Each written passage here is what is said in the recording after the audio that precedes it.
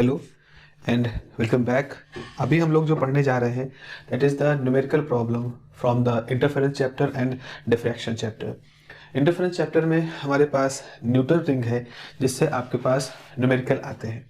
तो न्यूमेरिकल मैं बोल दे रहा हूँ। इस न्यूमेरिकल का जो PDF फॉर्म है वो आपको टेलीग्राम पर मिल जाएगा, जिसका लिंक इस वीडियो के डिस्क्रिप्शन में आपके पास है। तो पहला क्वेश्चन ये है कि calculate the thickness of a soap bubble जिसका रिफ्लेक्टिव इंडेक्स है 1.463। तो पहला क्वेश्चन हमारे पास है कि हमारे पास एक सोप बबल है जिसका रिफ्लेक्टिव इंडेक्स दिया गया है 1.463 डायमेंशनलेस क्वांटिटी होती है। That will result in constructive interference, मतलब कोई ब्राइट फ्रिंज बन रही होगी, कंस्ट्रक्टिव इंटरफेरेंस हो रहा है in reflected light. Okay, reflected light के केस में हम ये पर देख रहे हैं कि इस एक सोप बबल है जिसका रिफ्लेक्टिव इंडेक्स है, ब्राइट फ्रिंज बन रही है रिफ्लेक्टेड के केस में। If the film is illuminated by lambda 6000 angstrom. तो क्वेश्चन ये है कि हमें सोप बबल की जो थिकनेस है वो कैलकुलेट करना है जिसकी रिफ्लेक्टिव इंडेक्स 1.463 है, जिसका कि और जो वेवलेंथ आप यूज कर रहे हो वो कितना है 6000 एंगस्ट्रॉम। ये है हमारा क्वेश्चन इस तरह से। अच्छा, इसका आंसर कैसे निकलेगा? क्योंकि कंस्ट्रक्टिव इंटरफेरेंस कहा गया है, तो कंस्ट्रक्टिव इंटरफेरेंस का मतलब होता है कि किस तरह के फ्रिंज की बात हो रही है, ब्राइट फ्रिंज की बात हो रही है, ब्राइट फ्रिंज की बात हो रही है और रिफ्लेक्टेड लाइट में। तो शर्त क्या होती है, 2 mu T cos r is equal to 2n+1 lambda by 2। इस तरह से एक फार्मूला होता है कंस्ट्रक्टिव इंटरफेरेंस का रिफ्लेक्टेड लाइट केस में। थिन फिल्म के साथ ये फार्मूला होता है।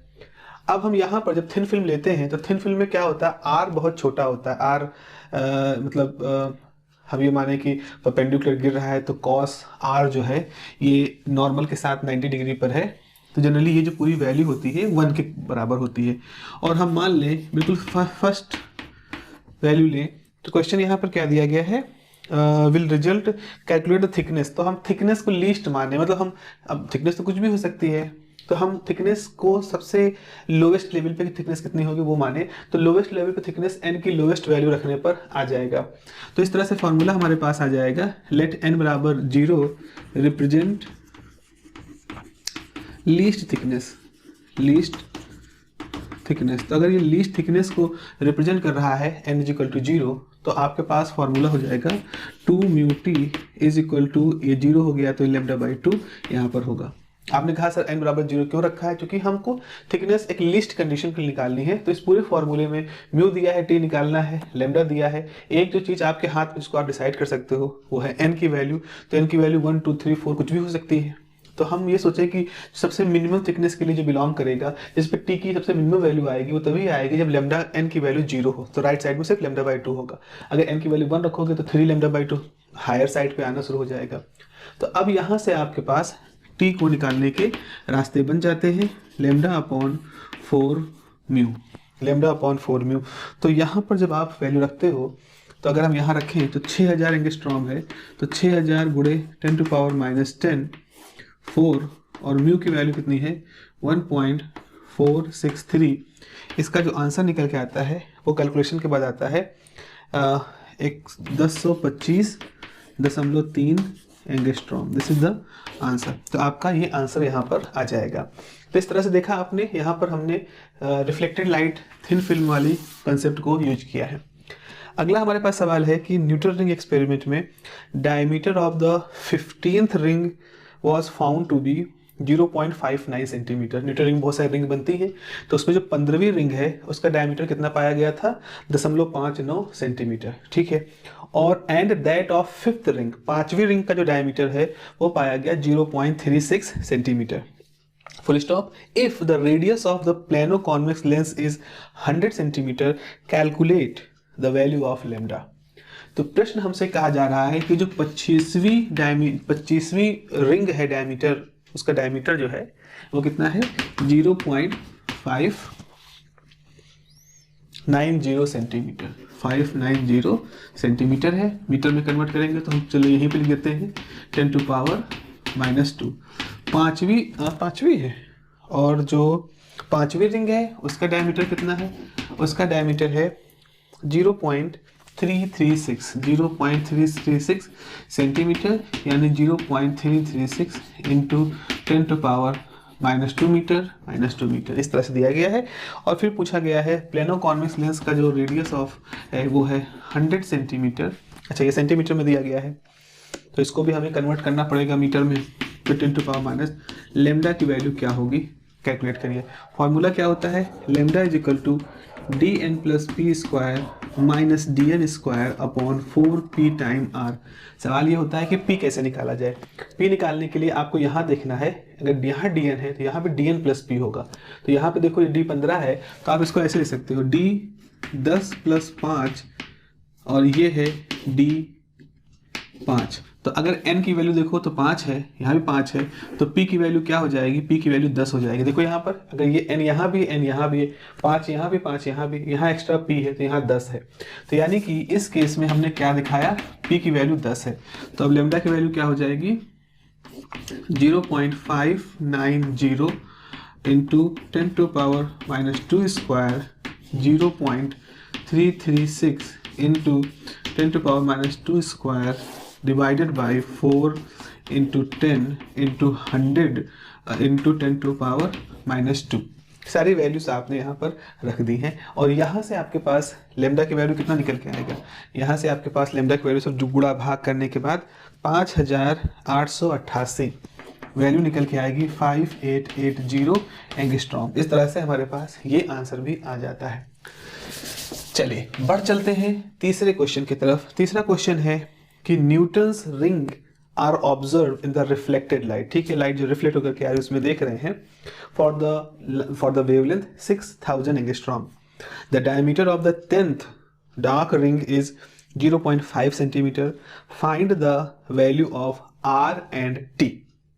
तो सवाल हमसे इस तरह से पूछ रहा है कि जो लाइट रिफ्लेक्ट होकर के आती है उससे हमें को रिंग दिखाई पड़ रही है, और हमसे कहा जा रहा है कि जो 10वीं डार्क रिंग है उसका डायमीटर जो है, उस 10वीं डार्क रिंग का डायमीटर जो है वो 0.5 सेंटीमीटर है। तो बताओ कि वो जो प्लेनो कॉन्वेक्स लेंस लगा होगा जो कि जिससे वो सारा सिस्टम बन रहा है उसका रेडियस ऑफ कर्वेचर कितना होगा, और जो थिन फिल्म है वहाँ पर उसकी जो थिकनेस है वो कितनी होगी। एक फॉर्मूला हमने पढ़ा है जब हम न्यूटन रिंग करते हैं, जिसमें ये कहा जाता है कि जो डार्क रिंग होती है वो diameter of the dark ring is proportional to the square root of the natural number. तो एक फॉर्मूला हम लोग वहाँ पे देखते हैं कि nth डार्क रिंग जो होती है ये प्रोपोर्शनल होती है √n के। ये इस तरह से पूछा भी जाता है आपके थ्योरी में सवाल कि प्रूफ करिए कि रिफ्लेक्टेड लाइट में न्यूटन रिंग के केस में जो डायमीटर होती है वो नेचुरल नंबर के √ के प्रोपोर्शनल में होती है। तो कोई नेचुरल नंबर है उसके प्रोपोर्शनल में है √ के साथ में। तो यहाँ पर जब ये हम हटाते हैं ये साइन, प्रोपोर्शनलिटी का साइन, तो हमारे पास आता है √4 लैम्डा आर। ये उस डेरिवेशन का हिस्सा होता है, आप इसको एज अ फॉर्मूला याद रखिएगा। तो √4 टाइम लैम्डा आर, ये हमारे पास इसका आंसर आता है। तो अगर इक्वल टू का साइन लगाओगे तो एक तरह समझ लो प्रोपोर्शनलिटी कांस्टेंट है जो कि यहाँ पर आ रहा है। तो इससे निकल के पता चलता है कि dn स्क्वायर जो होगा वो होगा n4 लैम्डा आर। ये फॉर्मूला यहाँ पर आ जाएगा। अब देखिए हमें दिया क्या गया है, हमें दिया गया है 15वीं रिंग। तो 15वीं रिंग के लिए है, और नहीं 10वीं रिंग है, तो n बराबर 10 है। उसके बाद दिया गया है डायमीटर जो है, जो 10वीं रिंग का डायमीटर है 0.5 सेंटीमीटर है, यानी कि 10⁻⁻² मीटर हो जाएगा। फिर क्या दिया गया है, लेमडा की वैल्यू जो दी गई है, लेमडा की वैल्यू दी गई है 6000 एंगस्ट्रॉम। तो ये आपका 6000 एंगस्ट्रॉम दिया गया है, और आपसे पूछा गया है कि आर क्या होगा। तो यहाँ से देखो, यहाँ से आर की वैल्यू क्या हो जाएगी, dn square by 4n lambda, ये हो जाएगा।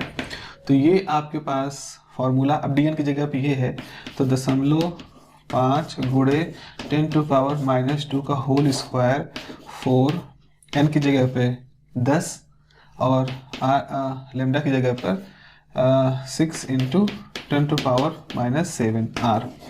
तो r की वैल्यू कितनी हो जाएगी, r की वैल्यू यहाँ से आपके पास निकल 1.0416 सेंटीमीटर। तो इस तरह से डायमीटर मीटर है ये इसका, क्योंकि हर मीटर में आया है ना, तो हमने इसको मीटर में कैलकुलेट किया है। तो r की वैल्यू निकल के आ जाएगी। अब एक सवाल और आता है कि इसकी थिकनेस क्या होगी, इस एयर फिल्म जो है जिसकी वजह से ये हो रहा है उसकी थिकनेस क्या होगी। तो उसका जो फॉर्मूला होता है वो ऐसा होता है कि इसका एक फार्मूला और थिकनेस के लिए होता है, होता है T square, let me check, या T is dn square by 8r। ये एक फार्मूला और होता है जो कि फिर अगेन मैं कहूँगा उसे डेरिवेशन से ही निकल के आता है। तो डायमीटर कहाँ भी हमारे पास, डायमीटर तो ये है 0.5 गुणे 10⁻² का होल स्क्वायर 8, r कितना है, r आपका निकला है 1.0416 और ये आंसर जो है वो हमारे पास निकल के आया है 3 माइक्रोमीटर। तो ये आ गया आंसर 3 माइक्रोमीटर, यानी कि 3 × 10⁻⁻6 मीटर, ये आपके पास आंसर आ गया। तो इस तरह से हमने 3 क्वेश्चन यहाँ पर सफलतापूर्वक कंप्लीट कर लिए हैं। चलिए चौथा क्वेश्चन करने के लिए थोड़ी जगह बना लेते हैं।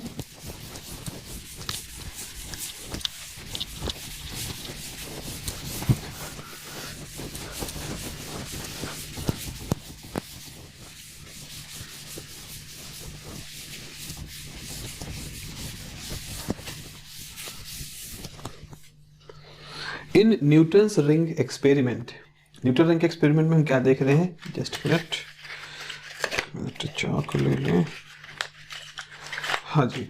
In Newton's ring experiment the diameter of the 4th and 12th dark ring are 0.4 centimetre and 0.4 centimetre and 0.7 centimeter, 0.4 centimeter and 0.7 centimeter respectively. Find the diameter of the 20th dark ring. तो प्रश्न हमसे ये कह रहा है कि diameter of the fourth dark ring is 0.4 centimeter and diameter of the 12th is 0.5 centimeter.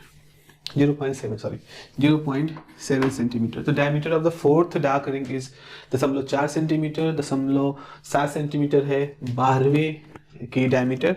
और हमसे फिर पूछा गया है कि डायमीटर ऑफ द 20th निकालो, तो डायमीटर ऑफ द 20th निकालो। देखो ये बड़ा अच्छा सा क्वेश्चन है, इतना मिनिमम डाटा दिया गया है और आपसे सिर्फ 2 तरह के डायमीटर दिए गए हैं, तीसरा डायमीटर पूछा गया है, ना आपको रेडियस ऑफ कर्वेचर दिया गया है, ना लैम्डा दिया गया है, कैसे करेंगे।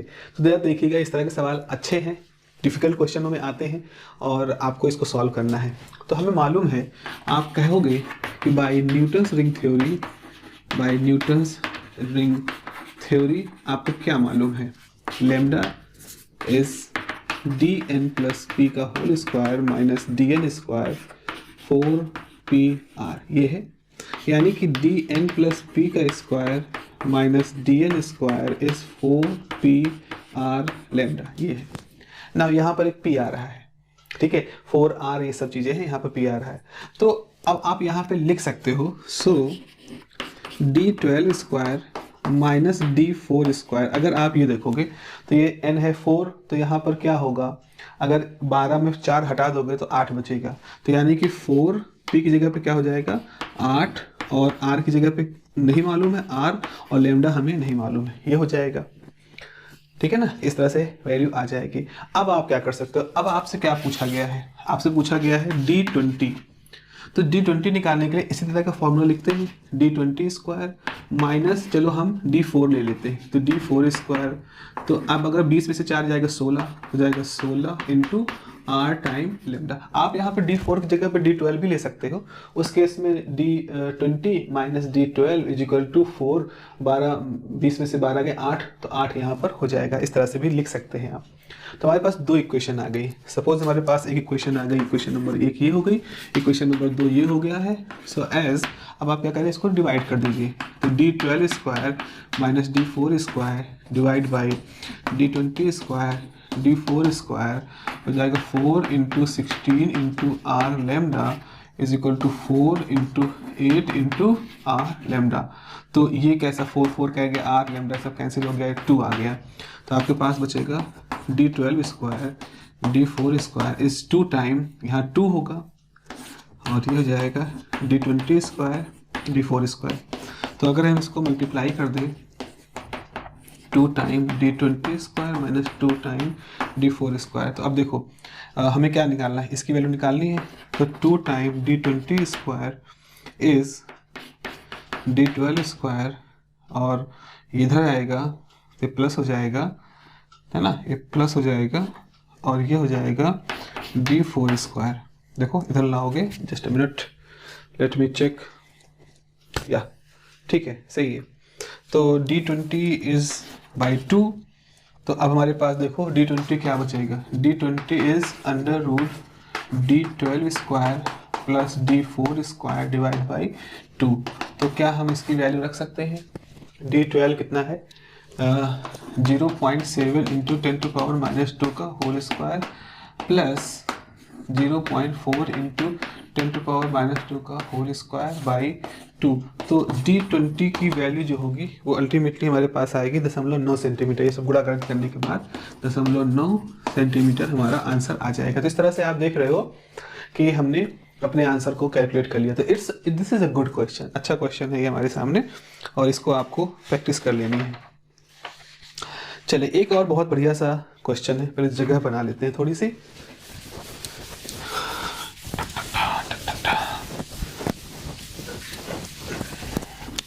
ओके, सो हमारे पास सवाल ये है कि in Newton's ring experiment perform with lambda 1 6 into 10 to power minus 5 centimetre. तो हम न्यूटन रिंग का एक्सपेरिमेंट दो वेवलेंथ से परफॉर्म करने वाले, दो तरह के वेवलेंथ यूज करने वाले हैं। एक है 6 into 10 to power minus 5 centimetre का, ठीक है। तो Newton ring experiment perform with lambda 1 6 into 10 to power minus 5 centimetre and lambda 2 4.5 into 10 to power minus 5 centimetre. It is found that nth dark ring due to lambda 1 coincide with n plus 1th dark ring due to lambda 2. If r is 90 centimeter, find the diameter of nth dark ring of lambda 1. मैं समझा देता हूँ सवाल आपको। सवाल इस तरह से कह रहा है कि हमारे पास न्यूटन रिंग का प्रयोग है, उसको करने के लिए हमने दो वेवलेंथ यूज किया।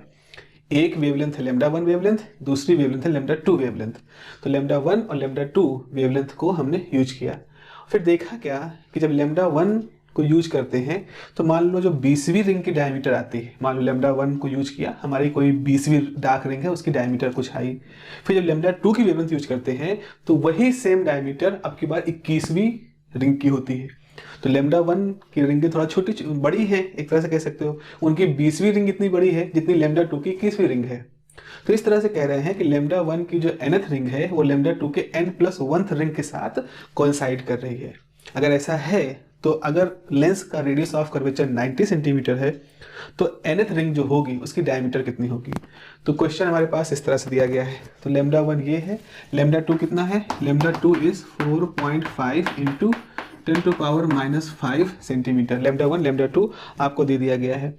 अब प्रश्न क्या कहा गया है, प्रश्न ये कहा गया है कि जो dn स्क्वायर है, dn है of lambda 1 is same as dn+1 of lambda 2। तो लैम्डा 1 वाली वेवलेंथ की nth डायमीटर लैम्डा 2 वाले वेवलेंथ के n+1 डायमीटर के बराबर है। तो आपके पास फॉर्मूला क्या है कि जो डार्क रिंग होती है उसके डायमीटर का फॉर्मूला होता है dn स्क्वायर बराबर 4nr टाइम लैम्डा।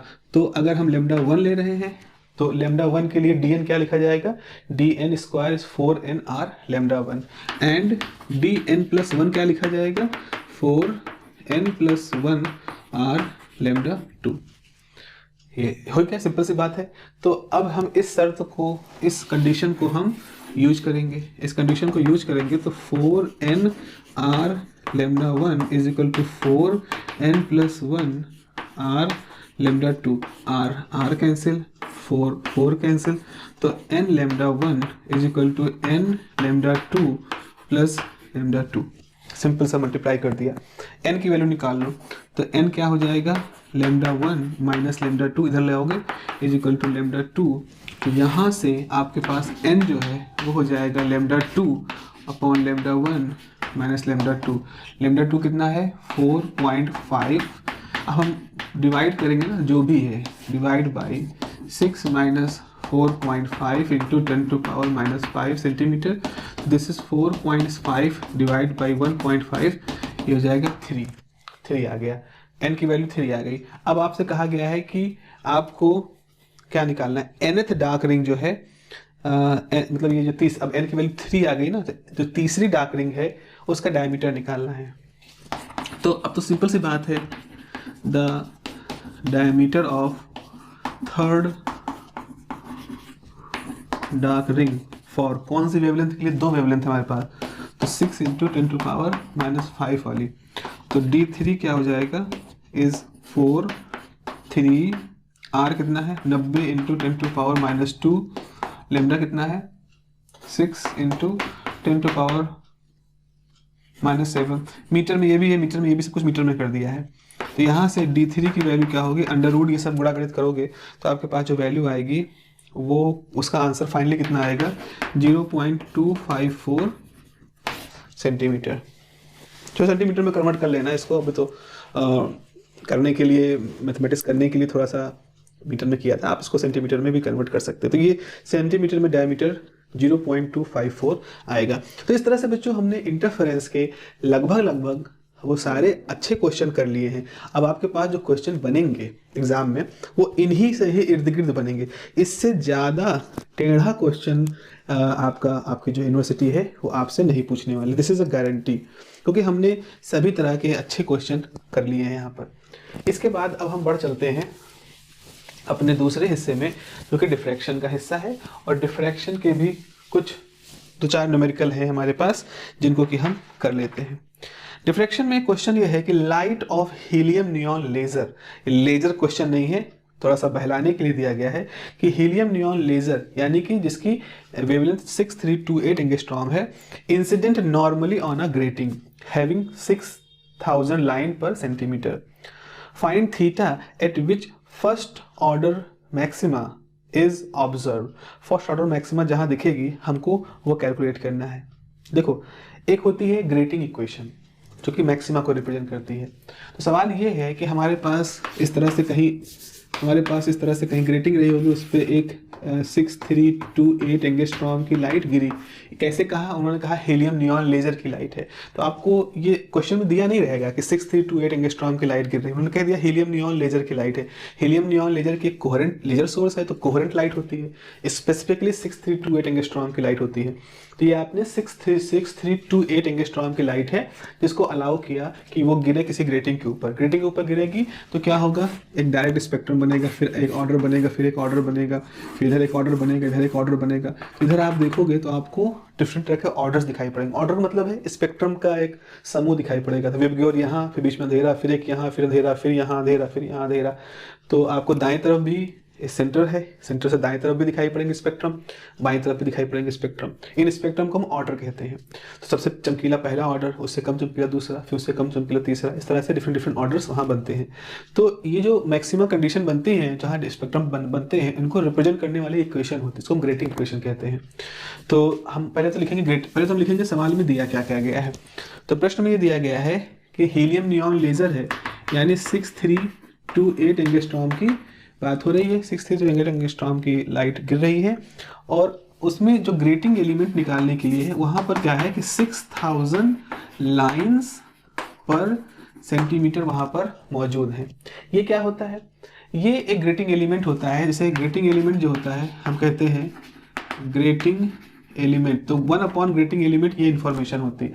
जब भी आपको कहीं दिया गया है कि इतने हजार लाइनें पर इंच, इतने हजार लाइनें पर सेंटीमीटर हैं, तो उसका यही मतलब है कि 1 ग्रेटिंग एलिमेंट आपको दिया गया है। तो इसके हिसाब से आपका जो ग्रेटिंग एलिमेंट है वो कितना होगा, 1/6000 लाइन पर सेंटीमीटर, यानी 1/6000 सेंटीमीटर। लाइन नीचे रह जाएंगे, लाइन और ऊपर ये पलट जाएगा तो सेंटीमीटर हो जाएगा।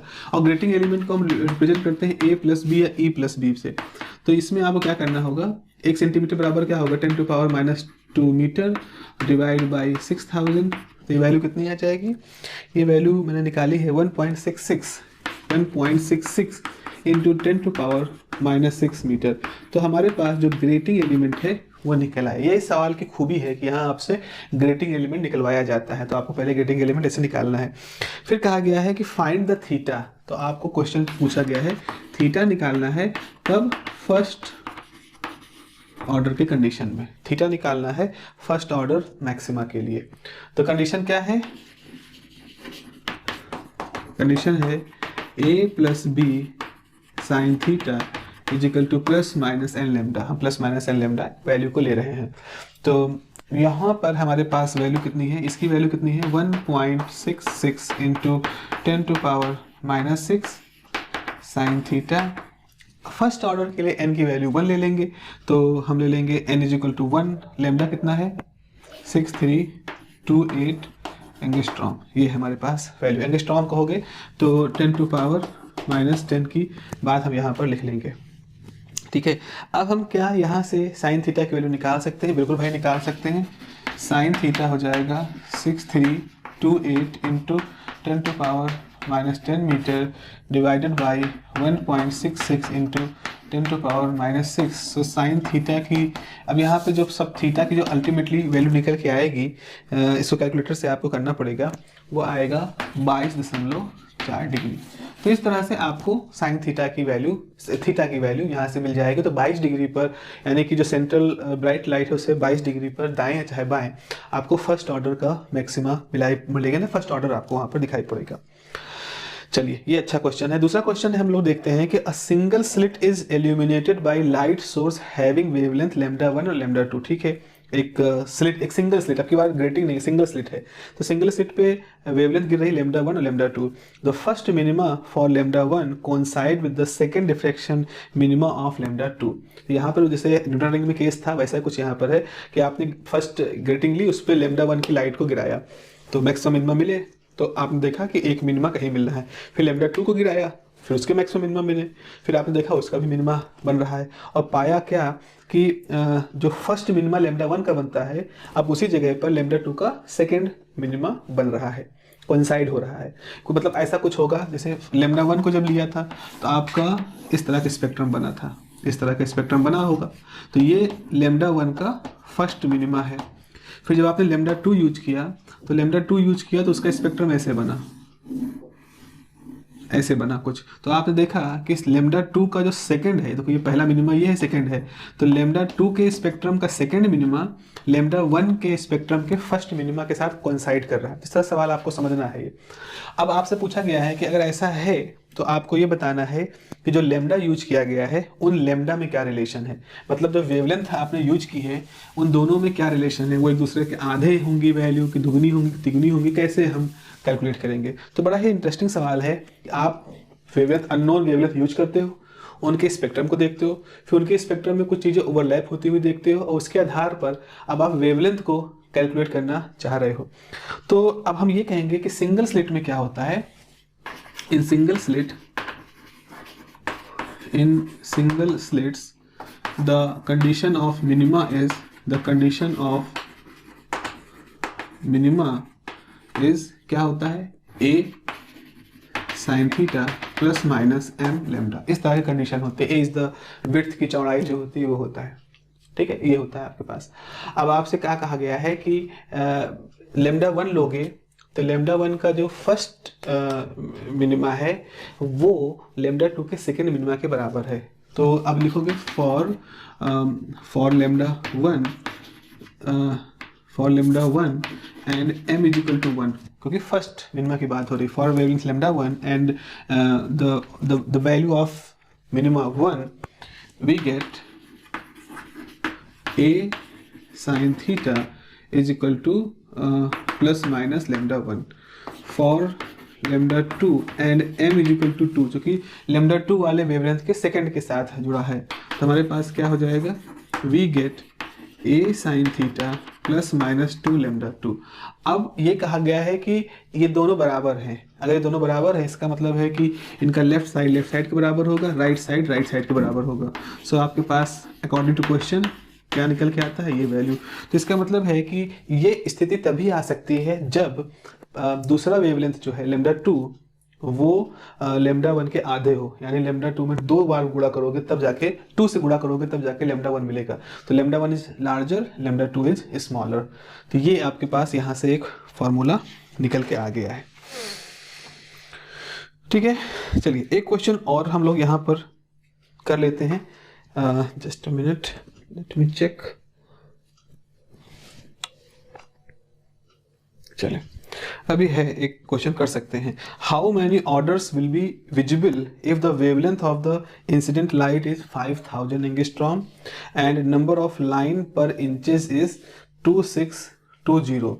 कितने ऑर्डर हमको दिखाई पड़ेंगे अगर हम वेवलेंथ जो यूज कर रहे हैं वो 5000 एंगस्ट्रॉम है और नंबर ऑफ लाइन पर इंच इज 2650। इस क्वेश्चन में हमसे कहा गया है कि लाइन्स पर इंच, आपको मालूम होना चाहिए कि 1 इंच में 2.54 सेंटीमीटर होता है।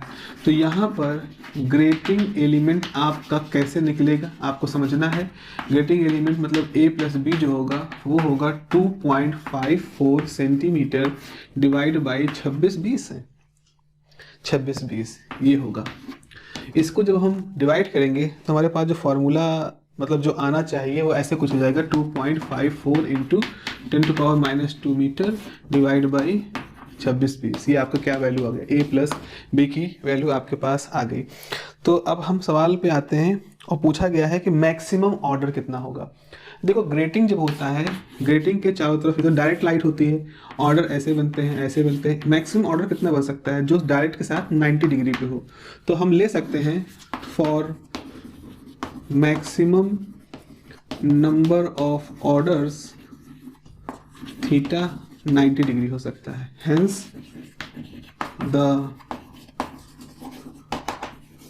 Grating equation is a plus B sine theta is equal to m lambda, m some number है। तो यहाँ पर साइन 90 हो जाएगा, साइन 90 तो ये 1 हो जाएगा। तो आपके पास m की वैल्यू कितनी हो जाएगी, a plus B divide by lambda. तो ये हो गया 2.54 into 10⁻² divide by 2620 divide by lambda कितना है 5000 एंगस्ट्रॉम, 5 इंटू 10⁻10। ये सब करोगे तो m की वैल्यू आएगी लगभग 19। तो हम ये कहेंगे कि अगर हमने 5000 एंगस्ट्रॉम की लाइट इस्तेमाल की और इस तरह से ग्रेटिंग एलिमेंट इसका इतना है तो उस स्थिति में हमको करीब 19 ऑर्डर दिखाई पड़ेंगे। मैक्सिमम हम 19 ऑर्डर वहाँ पर देख सकते हैं। So this is the answer. ठीक है, डिफ्रैक्शन में अभी तक इतने इस तरह के कुछ क्वेश्चन है जो सिंगल स्लिट और ग्रेटिंग से आपसे पूछे जाते हैं। तो इतने की प्रैक्टिस करिए, पूरी उम्मीद है कि आपको इन्हीं में से कोई ना कोई किसी न किसी तरह का सवाल थोड़ा डाटा चेंज के साथ आपको मिल जाएगा। ठीक है, चलिए मिलते हैं अगली क्लासेस में। Have a nice day, take care, bye bye.